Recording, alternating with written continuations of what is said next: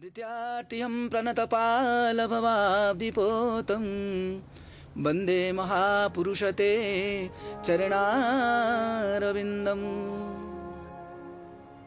This human life is one of the precious and unique. Lidský život je vzácný a cenný. Je to dar všemohoucího Boha. Jednou si uvědomíte, že nejste tělem a myslí, ale že jste nad tím. Jste věčná, nesmrtelná duše. S touto pozitivní představou můžete jít za tělo a mysl.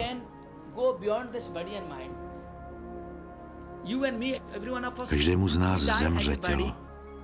Několika z nás zemře i mysl, ale naše duše je zde navždy.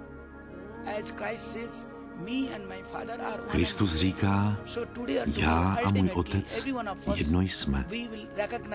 Takže dříve nebo později si všichni nakonec uvědomíme to božství, které je v nás skryto.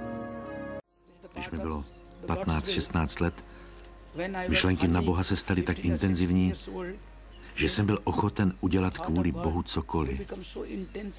A tak jednou v 5 hodin ráno jsem se rozhodl, že dám Bohu celý svůj život. Odešel jsem od rodičů a objal svůj život. Moji rodiče byli zdraví a bohatí, dařilo se jim dobře a já jsem byl jejich nejstarší syn. Když jsem žil s rodiči, snažili se mi dát to nejlepší vzdělání. A tak jsem začal studovat na slavné univerzitě ve Varanasi. Ale dnes můžu říct, že všechno podstatné jsem se naučil od velkých duchovních mistrů v Himálaji.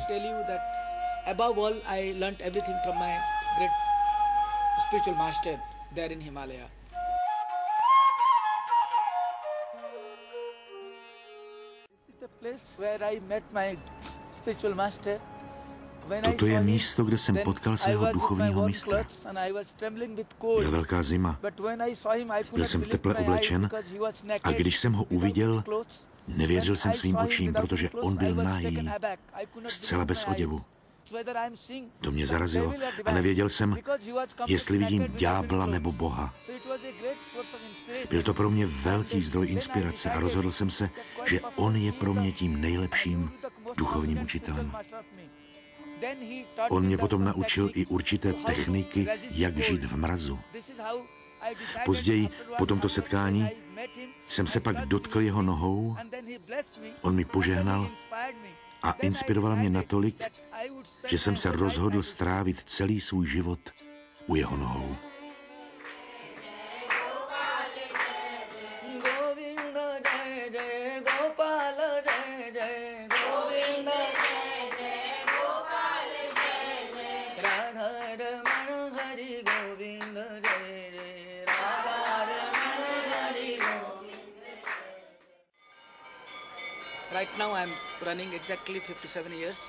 Právě teď mi je 57 roků a z toho 35 let jsem žil ve vysokém Himálaji.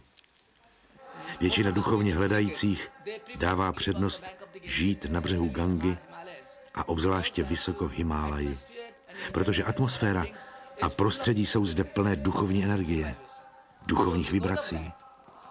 A navíc je zde úplná vnější samota. Nikdo tu neruší. Během 6 měsíců zde neuvidíte nejen jediného člověka, ale ani ptáka, protože je tu extrémní zima. Tato samota sklidňuje těkavou mysl a myšlenky na Boha přicházejí sami od sebe, bez úsilí.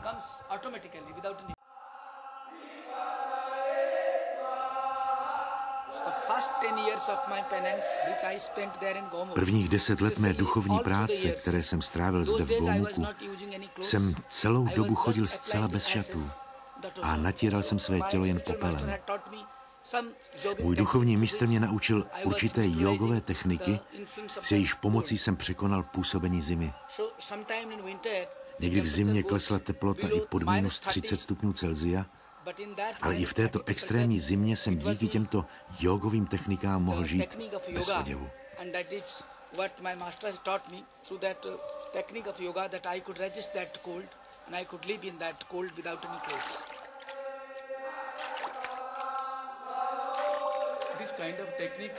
Tyto techniky se provádějí jen ve velké zimě, protože vytvářejí teplo. Jsou to dechová cvičení a nazývají se Surya Bedi Pranayama. Surya znamená slunce. Jsou dva dýchací procesy. Když dýcháme pravou nosní dírkou, vytváří se teplo, a když dýcháme levou nosní dírkou, má to uklidňující účinek.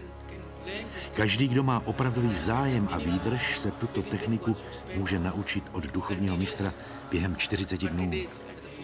Žít v extrémní zimě nebo v extrémním horku je tedy spíše systematická práce s technikami mysli.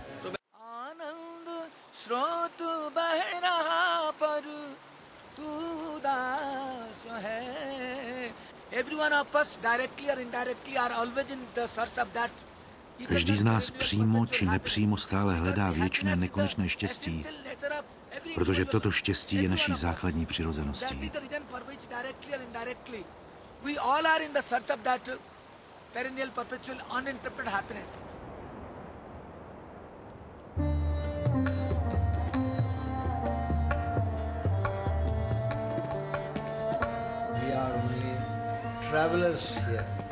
Jsme zde jen cestovatelé. Nejsme tu navždy. Jsme na cestě, jejíž cílem je zcela poznat podstatu, ze které jsme na tuto cestu vyšli. Touto podstatou je věčný, dokonalý, nekonečný, kosmický duchovní princip, jehož přirozeností je mír a radost. My to nazýváme Bohem. Můžete to nazývat jakkoliv, třeba nijak. Ale je to princip, který hledá celý svět. Celý svět hledá štěstí a mír. A to najdete jen v tomto principu, ne v dočasných věcech zde. A tak udělejte svoji cestu účelnou, smysluplnou. A než tento život skončí, dosáhněte zkušenost konečné skutečnosti. Jen tyto dvě věci dávají životu smysl. Být užitečný pro veškerý život a poznat zdroj a podstatu všeho života. Když jsem byl se svým duchovním mistrem, jednou mi řekl: čas uzrál a ty máš být sám. Tak jsem začal hledat místo, kde bych mohl být. S povolením mistra jsem pak žil na tomto místě. Když jsem tam žil celá léta, můj mistr mě naučil pěstovat brambory. Oba jsme jedli brambory, které jsme si opékali v ohni a pak posolili. To byl hlavní zdroj obživy, který udržoval naše tělo. Než napadal sníh, udělali jsme si zásoby brambor a dřeva na oheň, protože téměř na 5 měsíců byla cesta zcela uzavřená. Nikdo sem nemohl přijít. Cesta byla zavalena sněhem. Můj mistr strávil celý život vysoko v Himálaji a jen díky bramborám si udržoval svoje tělo. Brambory byly naše hlavní jídlo. A já také, když jsem byl se svým mistrem, jedl jsem více než 6 let pouze brambory.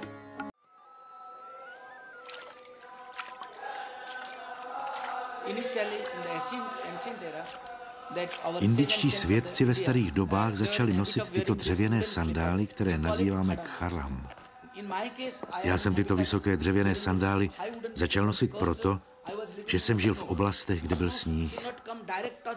Díky nim jsem nestál přímo na sněhu. Jinak jsem na sobě neměl nic.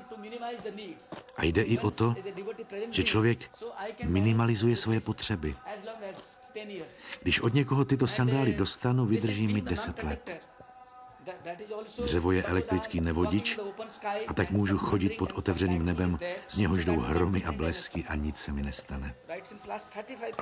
Posledních 35 let nosím jen tyto dřevěné sandály. Lidské zrození je vzácný dar všemohoucího Boha. Je naší povinností, aby náš život na této zemi byl natolik božský, abychom během něj jednotu s božstvím uskutečnili. Každý z nás je částí božství.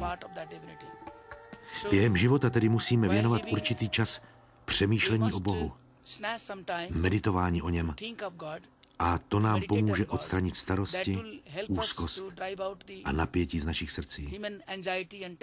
Stačí jen tiše sedět, přemýšlet o Bohu, zpívat jeho jméno a meditovat o božství v nás. Fyzicky a mentálně se můžeme lišit, ale duchovně jsme v jednotě s všemohoucím Bohem. As per the soul and spirit is concerned, you are one with that Almighty God.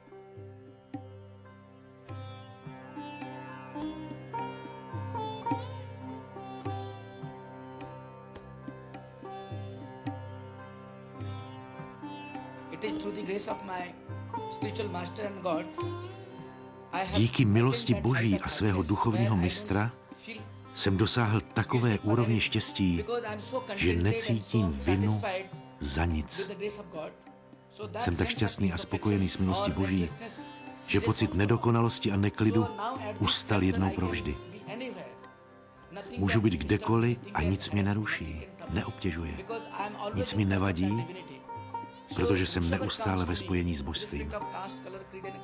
A kdokoliv ke mně přijde, nezávisle na barvě pleti, zemi, původu, vyznání, vidím v něm Boha, nikdy se na něj nedívám jako na cizince. Každý je pro mě stvořením všemohoucího Boha. Jsem stále šťastný, nikdy se necítím špatně. Smysl duchovních praktik je v tom, že nám pomáhají uvědomit si božství v nás. Pokládáte se za něco jiného, než jste, a svoji pravou skutečnost musíte poznat pomocí těla a mysli. Když začnete cvičit určité duchovní praktiky, jako je jóga, meditace, zpívání Božího jména, tyto různé metody vám přímo či nepřímo pomáhají uvědomit si vaši božskou podstatu. A také jde o to necítit se vinným, nedávat si vinu a nepovažovat se za hříšníka, ale spíše naopak si uvědomovat, že jste dokonalé, věčné štěstí, které je vaší základní přirozeností. Každá lidská bytost přímo či nepřímo, vědomně či nevědomně, stále hledá toto božství, toto věčné, dokonalé štěstí.